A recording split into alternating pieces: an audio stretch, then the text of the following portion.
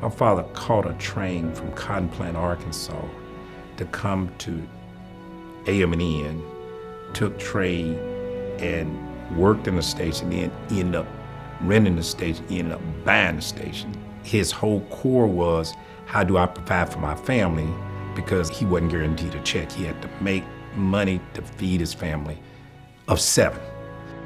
His sons were required. We broke every labor law there was because we were working prior to, when I first came there, the only thing I had to do is dust oil cans off or sweep the front of the driveway. So no check, no nothing. You just helping out because you're eating. With all the opportunities I've had in education from University of Arkansas, SMU, and then I did some extra education at Western University. What was your learning process? I said, it comes back to Alice Esso Service Station. That's my PhD in business because I saw it real time, lab time. What do you do when you have crisis? How do you make your plan and stay with your plan and modify your plan to overcome your obstacles?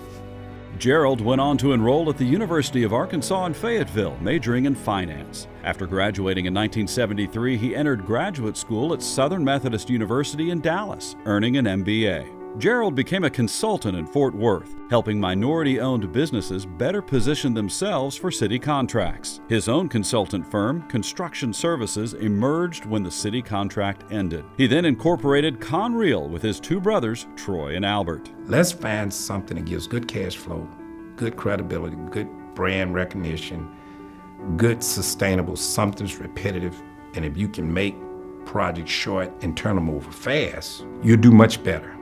Driving down the street, I said, fast foods.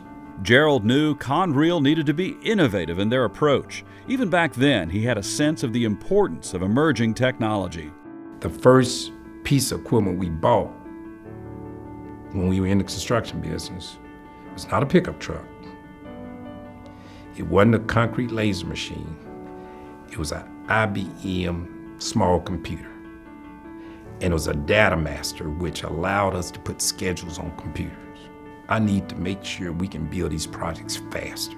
You're gonna pay only so much for Burger King. And I said, well, what happens if I can deliver this, because they gave you 3 months, you pay me extra per day that I open faster than your schedule. And I said, to put more incentive, I'll cut my fee. That's when we bought the computer, the scheduler. We got the schedule, we redid the schedule on it. It was taking about 110 days to Burger King. We got it down to 57 days in the winter.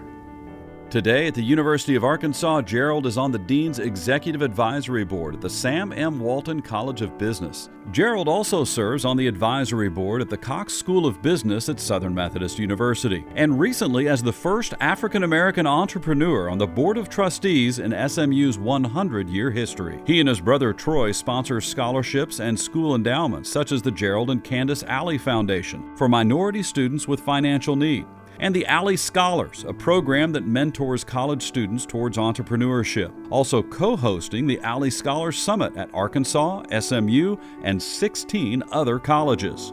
Financial statements can vary, from quarter to month to year to year.